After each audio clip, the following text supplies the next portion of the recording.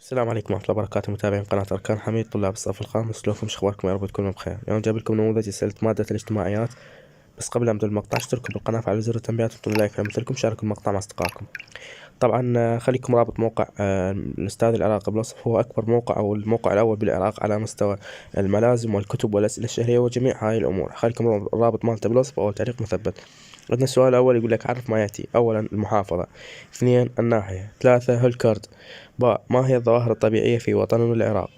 السؤال الثاني قال لك املأ الفراغات التالية بما يناسبها. أولا اسم القارة التي يقع فيها العراق هي قارة فراغ، طبعا هي قارة آسيا. اثنين يمثل اللون البني في الخريطة فراغ. ثلاثة عدد محافظات وطن العراق 18 محافظة. أربعة يطل العراق على الخليج العربي من خلال محافظة البصرة. خمسة يجاور وطن العراق من جهة الشمال دولة تركيا.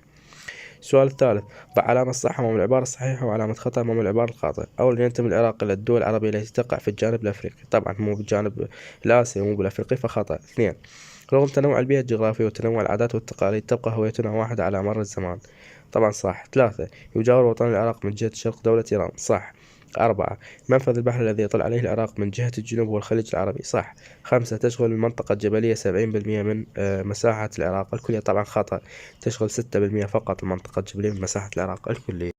والسؤال الرابع قال لنا أجب عما يأتي. أولا أو أليف ما هي أهمية موقع العراق؟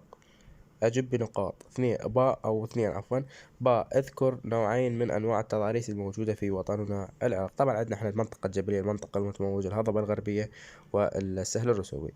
طبعا هذا كل شيء كان حبيت أقدم مقطع اليوم. هاي النماذج جبنا لكم إياها إن شاء الله. النموذج أعتقد مأخوذ من أهم الأسئلة اللي موجودة بالكتاب.